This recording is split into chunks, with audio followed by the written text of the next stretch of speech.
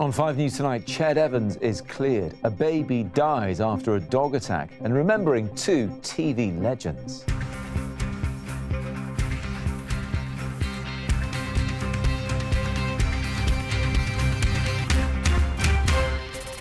After a 5-year fight to clear his name, Ched Evans is found not guilty of rape. Whilst my innocence has now been established, I wish to make it clear that I wholeheartedly apologise to anyone who might have been affected by the events of the night in question. A 4-month-old baby has died and his brother is severely injured after a dog attack in Colchester. And anger as hospital parking charges rise again, in some places costing 4 times more than city centre car parks. I think it's really expensive, and considering this, we are coming for hospital. And I'm only here to have bloods taken, and I'll just have to pay £4 to park. It's disgusting. Also tonight, we're talking about children being fussy eaters. Lots of parents worry about it, but scientists say it's all down to genetics. So, what should mums and dads do? And as a new statue of Morecambe and Wise is unveiled in Blackpool. Let's face the music and dance! I speak to Angela Rippon about her famous performance with the 2 stars. Good evening, welcome to 5 News Tonight. I'm Matt Barbett. The footballer Ched Evans says he is overwhelmed with relief after being cleared of rape at his retrial. He wept in court and hugged his fiancée as a jury found him not guilty of raping a 19-year-old woman in a hotel room. Mr. Evans had spent 2.5 years in prison after being convicted following his first trial. Catherine Jones has the story. Leaving court, cleared of rape. 5 years after Ched Evans was first accused, a jury took just 2 hours to decide the footballer was not guilty. In the early hours of the 30th of May 2011, an incident occurred in North Wales that was to change my life and the lives of others forever. That incident did not involve the commission of a criminal offence, and today I am overwhelmed with relief that the jury agreed. Thanks go to my friends and family, most notably my fiancée Natasha, who chose, perhaps incredibly, to support me in my darkest hour. Whilst my innocence has now been established, I wish to make it clear that I wholeheartedly apologise to anyone who might have been affected by the events of the night in question. The striker was accused of attacking a 19-year-old woman in a hotel room in Rill in 2011. CCTV played in court showed Mr. Evans leaving the hotel through a fire exit. He denied the teenager was too drunk to consent and had insisted their sex was consensual. But at a trial in 2012, Mr. Evans was jailed for 5 years. At the time of his conviction, he'd been playing for Sheffield United. On his release, 2.5 years later, he recorded a message asking for his job back. Now that I've served the custodial part of my sentence of 2.5 years, it is my hope that I'll be able to return to football. But when the club let him train with them, there was a fierce backlash, with 160,000 people signing a petition against his return. Following a well-funded campaign that included the offer of a £50,000 reward for information leading to his acquittal, in April this year, the Court of Appeal quashed Ched Evans' conviction and ordered a retrial. The 27-year-old is already back playing professional football. Now, Ched Evans has won his 5-year-long battle to clear his name. Catherine Jones, 5 News. Now, a baby boy has died and his brother is seriously injured after being attacked by a dog at a house in Essex. In the last few minutes, they've been named as Archie Joe Darby, who is just 4 months old, and Daniel J, who is 22 months old. He is being treated for life-changing injuries. In a statement, their parents called them happy, lovable boys who are so loved by us all. From Colchester, Dominic Reynolds reports. Beyond the police tape, there's hardly any sign of what happened inside. But yesterday afternoon, the unthinkable happened, here to a young family. A 4-month-old baby boy was killed and a toddler badly injured. They were attacked by a dog. This is a tragic incident where a young child has lost his life. I can confirm the incident took place inside a house on Harwich Road yesterday. The dog, which has now been destroyed, is believed to be a Staffordshire Bull Terrier type dog. It's tragic for parents. Roger lives a few doors down from the family. He describes everything happening very quickly once the police arrived. The police had to smash the front door in, although they tried to get in touch with a little child upstairs to open the door, which I presume it must have been the 22-month-old child, and he couldn't, and of course his mother was in the bath or in bathroom, so what they had to do, smash the door open. Forensics officers arrived after dark last night, and police have confirmed the dog responsible was put down not long afterwards. As the activity continued today, police said specially trained officers were supporting the family. It comes just 8 weeks after a similar incident in Essex, just a few miles away. 3-year-old Dexter Neal was killed by an American bulldog, and a woman was arrested. In Colchester, hanging in the family's window, a message wishing them happiness in their new home. And in front, flowers and toys from a community which hardly had time to get to know them before tragedy struck. Dominic Reynolds, 5 News in Colchester. A new inquest is to take place into the death of a young soldier at Deep Cut Barracks 21 years ago. Private Sean Benton was found with 5 bullet wounds to his chest. The original coroner recorded a verdict of suicide. But this morning, a judge at the High Court said new evidence had come to light that casts some doubt on that original decision. The Governor of the Bank of England has warned that the prices in our shops are about to go up and that the poor and vulnerable will be hit the hardest. Mark Carney says inflation will rise in the coming months because of the plummeting value of the pound. The UK looks like it's about to step off a cliff, and it wouldn't be right to let Scotland go with it. That was the message from First Minister Nicola Sturgeon today as she outlined the possibility of a second independence referendum. The leader of the SNP told our political editor Andy Bell that she's not bluffing on a new vote. Independence is what quickens the pulse with the SNP, and the Europe vote has put that back on the agenda. The leader is saying that if Scotland doesn't get real control over its own borders, over trade policy, then she will go for a second independence referendum. So when I spoke to Nicola Sturgeon today, I asked her if that amounted to a threat. It's not a threat, but as First Minister of Scotland, I look at a situation just now where the UK looks as if it's about to take a step off a cliff by coming out of the single market.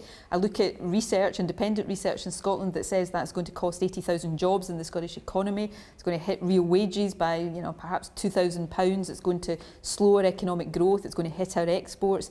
And I can't just shrug my shoulders and accept the inevitability of that. But given where we are, aren't you setting the bar so high that it's going to be impossible for the UK government to meet it? And therefore, independence is the inevitable conclusion. Independence may be the conclusion, but I don't think I'm setting the bar high. I don't think Theresa May's got a mandate to take the UK out of the single market. And I heard Tories, Labour politicians, Liberals say the same thing in the House of Commons the other day. But even after Brexit, the evidence, the polls don't show Scots eager for a second independence referendum. Terrible idea. Why is that? I don't democracy. Want independence. You've had your vote. They've had it? Yeah. Okay. But hasn't Europe changed anything, the vote on Europe? Not for me, no. No, Scotland should have their own say, and we're just kind of being dragged down with England. Yeah, so. It's like whatever we decide, it never gets taken into consideration because we're smaller. It was supposed to be the vote for a sort of generation the last time around, but you think time's come again? Yeah, but it was also supposed to be a vote to stay in Europe the last time around. Another one? No. Why not? Don't want it. Don't want it? Don't want it. Talking of mandates, we've been talking to people, and the evidence is there is no driving will at the moment for people in Scotland to have another independence referendum. There isn't that will, is there, out there? Well, I think there's a lot of concern in Scotland about what lies ahead as a result of Brexit. I had a poll yesterday that showed that if there was a hard Brexit on the table, then 55% of people in Scotland would want to have another choice over independence. There are plenty of people in London who think this is all a big bluff and you're trying to get some more powers, and at the end of the day, there isn't the support in Scotland for another referendum. Well, yeah, I just think that's nonsense. This is not some kind of game of chicken. It's not a game of dare. It's not a game at all, actually. It's just 2 years since they were disappointed by Scotland's no to independence. Is the Europe vote now going to give them a chance to change that to a yes? Andy Bell, 5 News, Glasgow. Next, if you're a parent like me, you'll know how hard it can be if your child is a fussy eater. You spend ages making them something nice and they just don't want to eat it at the end. Well, scientists say we shouldn't beat ourselves up about it. It's all to do with genetics, apparently. But what can you do if you've got a kid who just won't eat what you give them? In a moment, I'll be speaking to food blogger Kira Atwell, who's been through this, and cookery writer as well, Annabelle Carmel. But first, here's Ruth Liptrot. Oh, he's going for it. He's going to eat that piece of satsuma. No, he's not having it. And she doesn't look like she's enjoying it either. According to new research, though, if your kid's a fussy eater, it could be genetic. Scientists at University College London looked at sets of toddler twins, identical and non-identical. Identical twins who share all the same genes were found to have eating behaviours, like picky eating, that were much more similar. We understand now that food fussiness is an innate trait, but parents are usually blamed for fussy eating behaviours. So if parents understand that this is more an innate trait, they can use this opportunity to work with their child. Of course, children can be ingenious when it comes to getting out of eating something they don't like, even if it means making us eat it instead. Yes, that blueberry has been in her mouth already.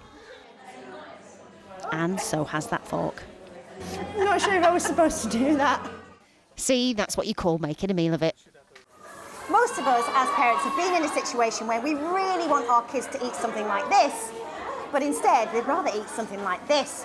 So it's going to come as a big relief to know that that's not necessarily our fault. He only really eats toast and yogurt.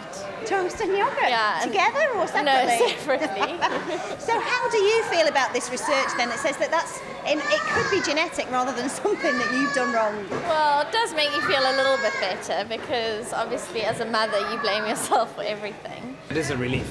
It is a relief for many parents like me. So we don't have to blame ourselves anymore. But the findings don't let us off the hook completely. The scientists are keen to add that even if our children are inherently fussy eaters, they still need to be eating a healthy diet. And if you keep offering that satsuma and offering it again, eventually they might just eat it. No, it's come out again. Ruth Liptrot, 5 News. So Kira and Annabelle are with me now, and Kira, I'm sure a lot of that will resonate with you, as it does with me, because Ruth's got 2 kids the same age as mine. We've all been through it, but you've had it, well, pretty difficult yourself. Yeah, my daughter was pretty tough. I mean, she's 5 now, and she's quite a good eater, but to begin with, she wasn't. I mean, we kind of went through the weaning stage. She was quite good. Got into the toddler age, and it all kind of fell apart. Were you beating yourself up about it? Absolutely, and, well, I think kind of with reason, I felt bad because at the time I was pregnant with my son and I just didn't want to eat the kind of food that, we should normally eat. I ate quite bland food. I call it beige foods, anything white, like white pasta, bread. Potatoes, that sort of thing. Exactly, crisps, all the wrong things. And I think as a result, she kind of ate quite badly. So her fussy eating was probably... You really think it was your fault because of what you ate during pregnancy? I don't think it was entirely my fault, but I don't think I helped the situation. So then once my son was born and I began to eat a lot better, my normal taste buds came back. She then was still eating quite badly and didn't want to eat things like her greens. Yes. Fruit, so. And this is the thing, Annabelle, we shouldn't blame ourselves for this because, of course, our babies are individuals too and they have their own likes and dislikes, but we still do fret about it. And it's still important to try and get them to eat a variety of healthy foods. So what's your best advice? You do feel powerless and very frustrated when your little one, is so stubborn and doesn't eat. And I started to write my books because my son, after I'd lost my first child, was the world's worst eater. And I struggled to find a book to feed him. And everybody said, children only like bland food. So I thought I'd put that to the test. And you know what? They didn't like the bland food. They liked the food that tasted good. So I would often take something that he didn't like and put it together with something that he loved. So he didn't like chicken, but he loved apples. So I made these minced chicken and apple balls. It's a signature recipe of mine, which you could pick up with his fingers. You know how they become very independent at a certain age. So he absolutely loved those. Put avocado together with banana because he didn't like avocado. Strange combination, but babies love it. It works. And then I was surprised when my second child was born and we were in France and she had a whole bowl of olives. And I suddenly thought, I'm going to make satay chicken for her and Singapore noodles. And she liked that. And then I thought, why is it they're refusing certain things? And it was because of the look of the food. So they weren't actually eating it or even trying it. So then I thought, What I'm going to do is I'm going to make it look more attractive. So instead of making a big fish pie and a dollop of fish pie on a plate that looks pretty horrible, yes, I made mini ramekins of fish pie, pop them in the freezer, and they have their own little portion. Now that made a big difference. So it's what you do. It's not just being about clever. Yes, it's not just the food itself. It's how you present. I've tried it myself. You make faces, don't you, with the food? Sometimes. What about Kira? What about sort of hiding food and things? I mean, we heard about avocado and banana there together, but you know, maybe masking some spinach inside a bolognese, for example. Yeah, I mean, I am a big fan of hidden veg. I will pretty much hide veg in everything. As an adult, I'd still do that. I mean, I've put carrots and courgette into cookies. I've made breakfast cookies that have kind of hidden spinach in it. Like anything where I can get them in, I will. Well, the thing is, Annabelle, just to finish, I mean, a lot of people come to your books because they are stressing out that they're not giving enough nutrients and fruit and veg, by and large, to their children. Should they be blaming themselves for this in light of this research? It's nature and nurture. I mean, you can't just say it's genetics, I'm going to leave it. Obviously, it's how you deal with it because, you know, children who are fussy still need to eat good food. So spiralise is a great way of getting kids to eat more vegetables. Sometimes you don't have time to cook. So, you know, I listen to parents, we do ready meals. It's interesting because we do cottage pie, fish pie. But one of our most popular meals is a chicken tikka masala for 1 to 4-year-olds. It sounds good for a Friday. Certainly sounds think good for about a Friday. making something a little bit different. Without the accompanying pints of lager, of course. Thank you both very much indeed. Good to see you. Thank you. Still to come on 5 News tonight.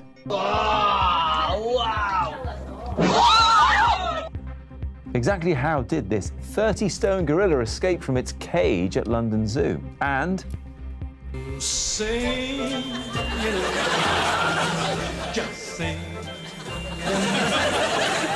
I'll be chatting about the legends Morecambe and Wise with Angela Rippon, no less. You can see that after the break.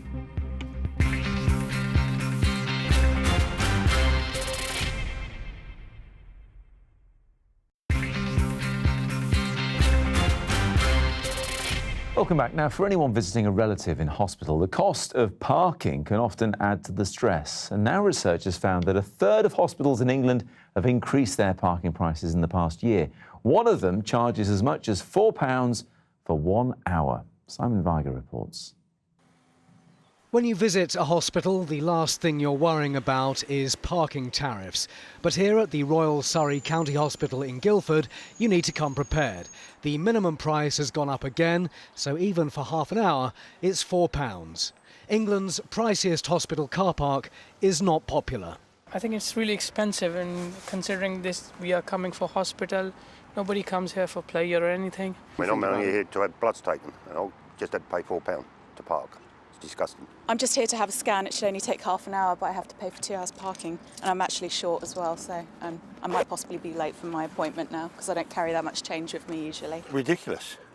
I mean, I personally, I may have to pick my wife up, but I'll just pay £4 for 2 hours where I'm going to spend about 15 minutes, but I've got to do it. It's gone up since last week. We were over here last week and it's gone up. It was £3.50 then. What do you think about the £4 then minimum? Well, I think it's terrible, don't you? As with many hospitals, but not all of them, there is a concessionary scheme here for cancer patients, and blue badge holders park for free. The national figures have been put together following a Freedom of Information request. For 1 hour of parking, you'll pay £4 at the Royal Surrey County Hospital, £3.50 at Hereford County Hospital, the same at Stepping Hill Hospital in Stockport, it's £3.40 at the Bristol Royal Infirmary, and £3.30 at West Suffolk Hospital. The hospitals say budgets are tight and they have no choice. In Guildford, they insist money will go back into improving the car parks.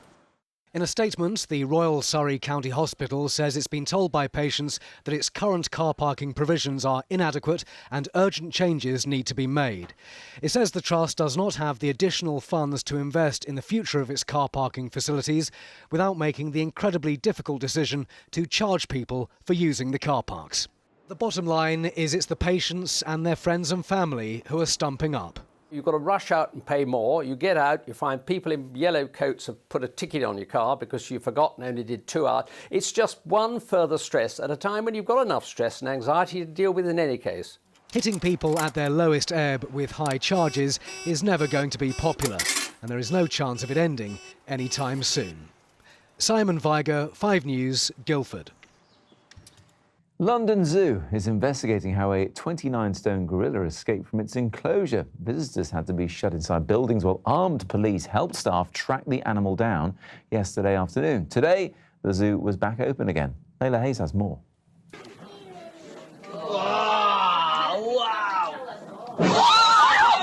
A 29-stone male gorilla bangs on the glass. Just minutes after this was filmed, Kumbuka broke out of his enclosure and London Zoo was put into lockdown. Visitors were told to stay inside enclosures while a search was carried out. This footage from inside a cafe shows armed police who were called to help. It was like being in Jurassic Park, very exciting. Charlotte Neild and Hannah Donoghue-Hobbs were inside the zoo at the time and took shelter in a cafe. Today they said it was nerve-wracking. I felt okay because I felt like the staff had it under control, like we were safe, but it was a bit when they said come away from the glass, like step away from the windows, and you could hear like they were getting more panicky. I was like, oh God, it is real. Yeah. Like, and we weren't sure what animal it was, but then when people saying gorilla, if it can get out of there, it can get in this tiny cafe. So yeah, it was a bit panicky. I think it's the uncertainty of you don't actually know what's happening that's a little bit scary. It's thought Kumbuka may have escaped after a cage door was left open. Staff at the zoo say he had to be tranquilised, but is now doing well.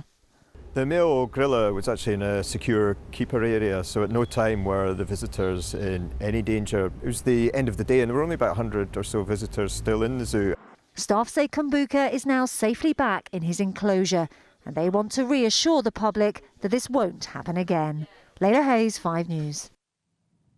Look at that face. Now, they've brought sunshine and laughter to the lives of millions, and to mark the 75th anniversary of their first performance as a double act, Morecambe and Wise have been immortalised with a bronze statue in Blackpool. Peter Lane has the story. Curtain up for the double act, starting a permanent residency at their spiritual home here in Blackpool. Eric and Ernie, Morecambe and Wise, a bronze statue of the comedy legends unveiled by Eric's wife and children. Bring me sunshine in your smile. With their signature song and so much more, they were a TV institution. Their highest rating, 28 million viewers for a Christmas special. But they found fame on the stage, performing here in Blackpool more than 1,000 times. So in the theatre just yards from the new statue, I asked the Morecambes, what do you think of it so far? It's so lifelike. It is. People were looking at it and just smiling. It just makes you feel good. Yeah, very special. It's hard to portray how special it feels. And in terms of the location, it is absolutely perfect, because that's where they did most of their work, theatrical work particularly, the shows. But it's great, isn't it, to be able to say that, to be able to say that, well, this was the perfect spot. 75 years after they first performed together as a double act, this is a fitting tribute. Morecambe and Wise gave us timeless comedy, family-friendly entertainment, sometimes without even saying a word. A tough act to follow. Peter Lane, 5 News. If you're a fan of Morecambe and Wise, who isn't? You'll remember this. The Chancellor's statement reads as follows. There may be trouble ahead, but while there's moonlight and music and love and romance, The music and dance. Yes, the now legendary show where Angela Rippon turned newsreader, from newsreader to dancer, to perform alongside Eric and Ernie. A short while ago, she came in to talk to me about it.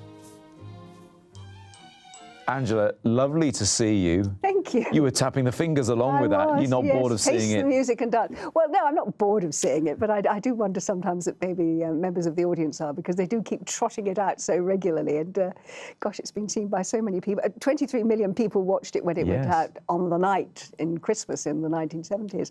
But I dread to think how many millions have seen it subsequently. Because, rightly so, it is an important, a classic moment in television history. Well, Well, I suppose it was. I mean, I actually think the funniest is the one that they did with Andre Previn. I still absolutely weep with laughter at Andrew Preview and the boys in the band. Yes, and when Eric is playing the piano badly. Mr. Morecambe, I think you're playing the wrong notes. Listen, sunshine, they're the right notes. They're not necessarily in the right order, but they're the right notes. They must have been huge fun to work with. So how did it come about that you literally stepped out from behind the news presenting desk and did that show? Yeah, they were wonderful to work with. I mean, it started, as so many things do in our profession, as you will know, Matt, with a telephone call from their producer. And he said, would you be prepared to be on the Christmas show with the boys? And I thought, what are you kidding? What do you mean? Of course I would. I had to get permission from the editor, of course, from Alan Prothero, who was the editor. And I don't think they actually knew what I was going to do. I don't know if they would have been quite so quick with their permissions if they'd known what we were going to do, but we didn't really know what we were going to do either. But Ernest Maxim, who was their producer for the BBC at the time, was himself a dancer and a choreographer, and said, would you dance? And I said, well, I haven't danced for years. It didn't show. Well, you were a great mover. I'm sure you still are. Well, I loved it, but they were lovely to work with. They were so supportive and just delightful. They were, as they were on television, two lovely men who made you laugh and were great friends with each other. They were that supportive and friendly when they worked with the people that went on their programme, so it was a joy to work with them. Do you think that's why they were so popular? Because it was a genuine affection they had for each other and for their guests, whether it's you or Andrew Preview or anybody else? None of it was, there was no side to them. There's no doubt about it, Matt. That's exactly what it was. They were just lovely, lovely people. And I mean, remember, they'd worked together from being very young men. They'd forged that relationship, that personal and professional relationship, by doing the rounds of all the regional theatres, honing their craft, knowing what would make people laugh, knowing what would work, knowing what gelled between the two of them. And because originally, of course, Ernie was the star. He was supporting his family. He was, everybody knew who he was. And Eric was the guy that was brought in to join him. And gradually, of course, that dynamic shifted ever so slightly, with Eric being the stronger of the two and Ernie being the fall guy. But that took years to perfect.